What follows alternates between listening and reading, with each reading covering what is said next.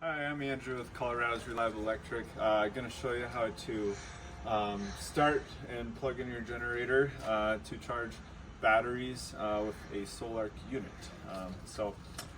First we're going to go ahead and get our fuel hooked up. Over here we do have a natural gas hookup. You'll want to remove your caps. If you do have any air in the line, there is a nipple in here that you can push and you can smell the gas come out. That's to purge your line. So that should be good. I smell the natural gas. Next on this side, we do have air in this line. So again, there's a nipple right inside of here that you can see. If you push that, you can maybe hear it, but you kind of want to push it until you smell maybe 5 seconds, 2 to 3 seconds, you should smell it. That'll just better help purge the line and for a faster start. Next, what you're going to want to do is we have a 50 amp plug for this unit. This will just plug in right here to here, and then the other end of it,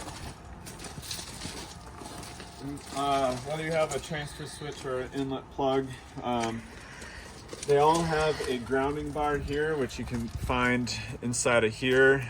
Some of our Generac manual transfer switches we use, it's on the underside.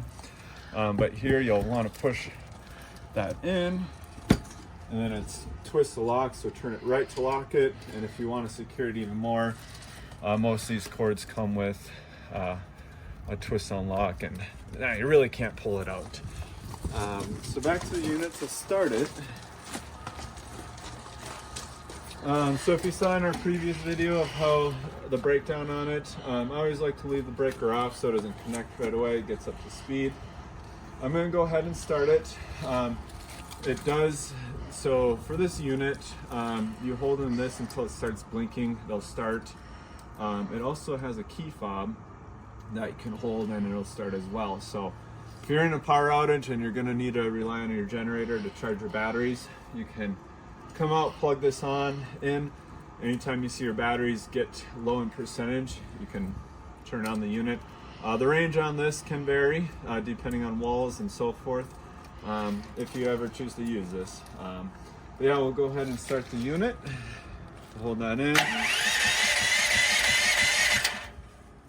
And it may take a couple cranks to get fired up.